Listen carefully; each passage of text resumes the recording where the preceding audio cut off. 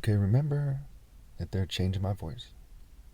Also, when I give judgments, it's because it's the right thing to do. Better is open rebuke than love that is concealed, even if that open rebuke is increasing people's eternal punishment.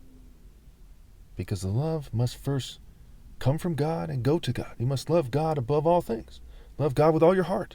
And only those who become part of God, or on the verge of becoming part of God, do you love. Okay? When it says love your enemy, it's by coming into the Spirit of God, and when love comes into contact with evil, it destroys it. So it's saying destroy your enemy with God's Spirit, and God is love. When you think about it, there's no other way you can interpret it. That's what is Revelation 19 about. It's about the wicked being destroyed. What is Isaiah chapter 65 and 65 and 66 about? It's about the wicked being destroyed. What is the day of the Lord about? That's spoken about by the prophets, right? Amos and on and on and on, right? It's about the wicked being destroyed. So if you're coming into a spirit that intends to destroy the wicked, then what does it mean to love your enemy? It's to destroy them in the spirit of love because they're wicked. Speaking of the wicked, James 5 is titled, Warning to Rich Oppressors. Now listen, you rich people, weep and wail because of the misery that is coming on you. Your wealth has rotted, and moths have eaten your clothes. Your gold and silver are corroded. Their corrosion will testify against you and eat your flesh like fire. You have hoarded wealth in the last days. Look, the wages you failed to pay the workers who mowed your fields are crying out against you. The cries of the harvesters have reached the ears of the Lord Almighty, and you even have set the stage for me to be cheated financially.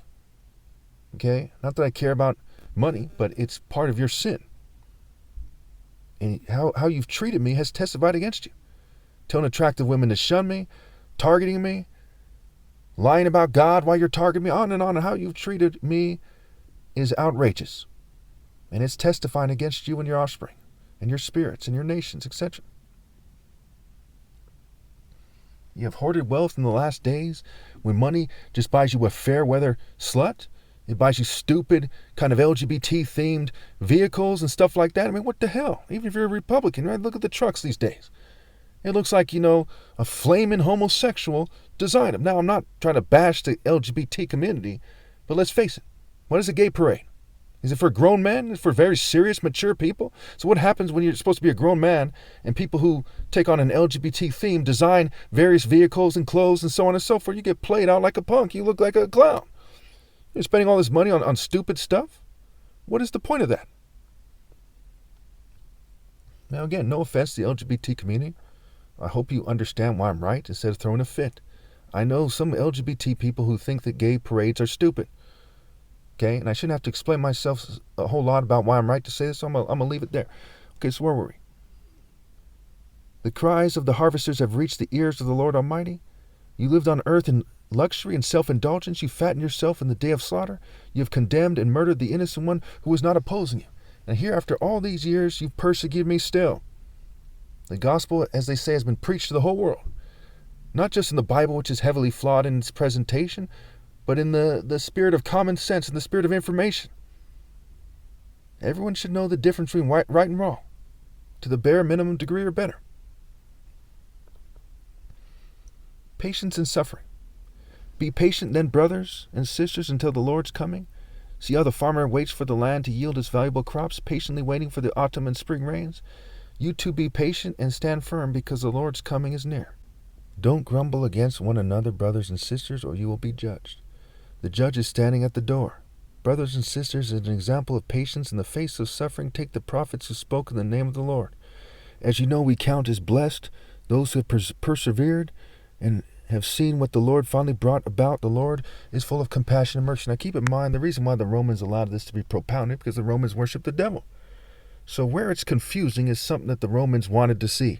When they had their Council of Nicaea, those people who went to that council knew that if they didn't behave the way that the Romans wanted them to, that they probably would be killed.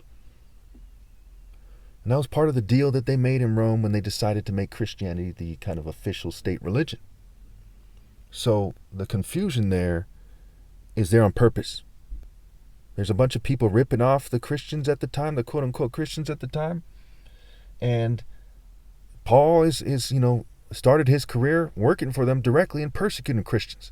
Then he became like an intermediary between the Romans and the Christians, okay? And they said, hey, maybe this is good for us. And that's what that's about. They don't want you to grumble against the tax collectors. They don't want you to grumble against the hypocritical Christians who are wolves in sheep's clothes. That's what that's about. Notice he's not saying be very careful and analyze these people carefully. In other letters, he's saying something to that effect, but not here. Okay? And that's because they want people to stand up and say, hey, to quote this scripture out of context, so to speak, if for nothing else, and to then kind of enforce that misunderstanding in those groupings of people, as you see them doing to this day. America and the West and the whole world, for all intents and purposes, is a neo-colonial, world. It's a neo-colonial society, a neo-colonial planet. Okay.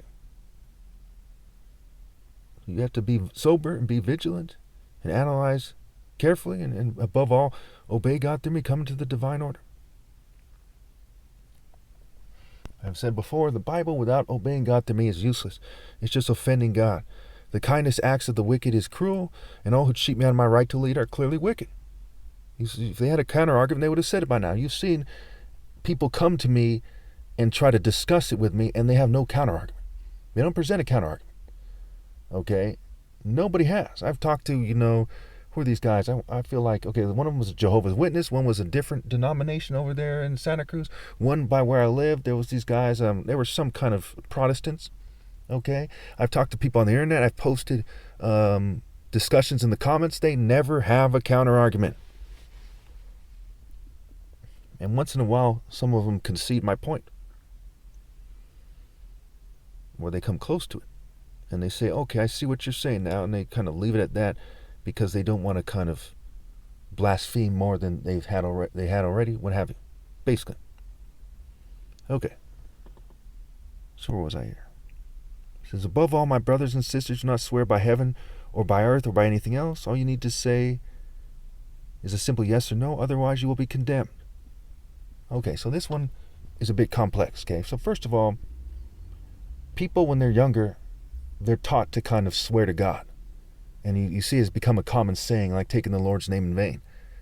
God doesn't necessarily hold that against you, right? If it's something that a righteous judge would hold against you, then it's something that's going to be held against you. But you got to be careful of that because you can't look at it in terms of social norms. You have to look at it in terms of a Royal African Falcon Martial Order. Imagine the most righteous people that ever lived, which is almost certainly, say it was the top 5. Almost certainly they're all black, but certainly the top, well, I go as far as say they must be all black. Okay, I'm not racist, right? I'm part, black, part white. So except for me, the most righteous of all, who's mulatto, but I'm basically black. And you're standing before him, okay? There's a difference between that and standing before an English court or before a police station or before an American court or French court or whatever, right? There's a difference. Standing before the Pope, it's not the same spirit, right? Those guys are putting on a show. They're in a trance-like state. They disassociate. They use sorcery and psychology and so on and so forth. Sorcery is psychology and chemistry and what have you. Misdirection, distraction, coercion, manipulating your states of mind. But the Royal African Falcon Martial Art Order is focus, right? The falcon's a symbol of focus and wisdom, right? The hawk, which is like the falcon in Job, spreads its wings by the wisdom of God. And there's a reason why Horus is referred to as a falcon at times and as a hawk at other times, and so on and so forth, because the birds are very similar. Okay? It's like when it talks about, I did not come here for the dogs, right? Which one? Well, all of them, right? They're all dogs. No, dogs are cool animals and so on and so forth, but you get what I'm saying. So it is with the hawks and the animals like the hawks. The falcon, which is the fastest of all of them and the most expert hunter of all of them. And Nimrod was a mighty hunter before the Lord. The Lord is a warrior. Nimrod is also said to be a great warrior. So the Lord is a hunter and a warrior, a hunter of the enemies of God, a warrior of God, a warrior as God. Okay. Kind of lost my train of thought a little bit. It's Christmas. They're filming me. Let me just wrap this up here. We only have 7 verses. Here we go. Is anyone among you in trouble? Let them pray. Is anyone happy? Let them sing songs of praise. Is anyone among you sick? Let them call the elders of the church to pray over them and anoint them with oil in the name of the Lord. And the prayer offered in faith will make the sick person well, or will raise them up. If they have sinned, they will be forgiven. Therefore, confess your sins to each other and pray for each other so that you may be healed. The prayer of a righteous person is powerful and effective. Now, here's another reason I don't like the Bible. Oh, boy. Now, when you look at the word pray, it's a play on words for why rape. Now, why would the word pray be a play on words for why rape and pray, P-R-E-Y? Why would that be? Also, you get the word erp, which means wine, as people who are describing wine in, they say, the Egyptian language, ancient Egyptian language, well, wherever they get it from, that's part of their wordplay, right? It says, why wine? Why rape? Okay? Because when you pray for pie in the sky instead of scramble and be sober and be vigilant and organize and do the right thing, people get raped. For example, if a bunch of pirates colonize your city, okay, and they're telling you to pray, and no matter what happens, just forgive and pray, and people are getting raped all the time, and they continue, people are even getting raped in the churches, and the kids are getting raped in the churches, right? And you just pray? No. That's why it says in the Bible, before the prayer verse, what transcends and supersedes all verses about praying is the section where it says, why don't you judge for yourselves what is right? And you connect that to Matthew 7, where it says, first remove the log from your own eye. So hone your judgment. Honing your senses is also a martial art principle, right? Hone, honorable, hone, you're able, hone or able. Hone or a Baal, or your alpha is Baal instead of God. Hone your senses. Think critically, analyze effectively. Ask yourself what is fair and just and right. And I use the example of females quite often. If there's a female and she's grew up as a racist or something, and say, with whatever race, say she's an Arab, and she sees this Arab guy, he's cute looking, he's got money, cute to her, and what have you. And she sees me, right? And say she's 25, he's 25. And I'm, 43. Okay, and I've been targeted, and he's doing the wrong thing, and he's some pretty boy, he does what they say, okay?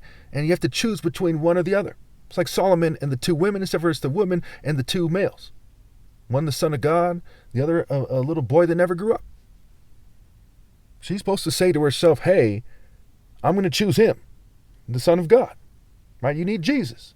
Not some pretty boy who conformed, regardless of age, regardless of how they look. Okay, I carry the stripes, the honor, the symbol of masculinity, the symbol of true transcendence of being persecuted for righteousness' sake, the signs of being persecuted for righteousness' sake, where he carries the disgrace of being pretty like the oppressor without any excuse. So the oppressor might do things like use technology, put red on my lips, change my voice, change the shape of my body. But who, what, when, where, how, why? How did I get to that point? Where that person bends over the oppressor with a smile on his face and says, stick me in his own way. For her not to know what is right is fucking pathetic.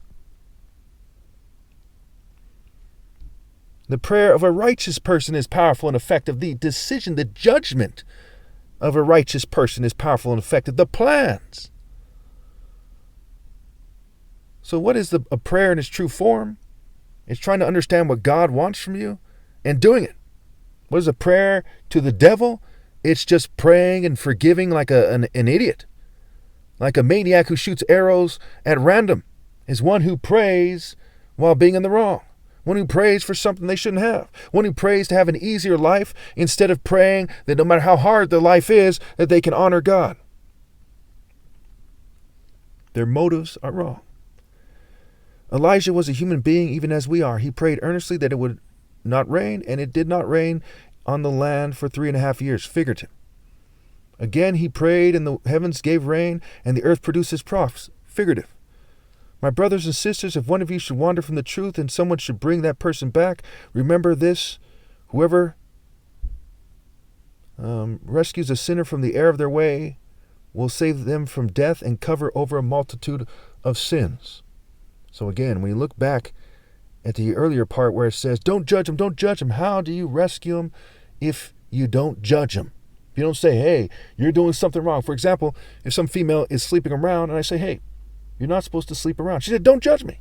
Well, how the hell am I supposed to apply, if I was the average guy, for example, James 5, verse 19 and 20, verses 19 to 20, if I don't bring that up.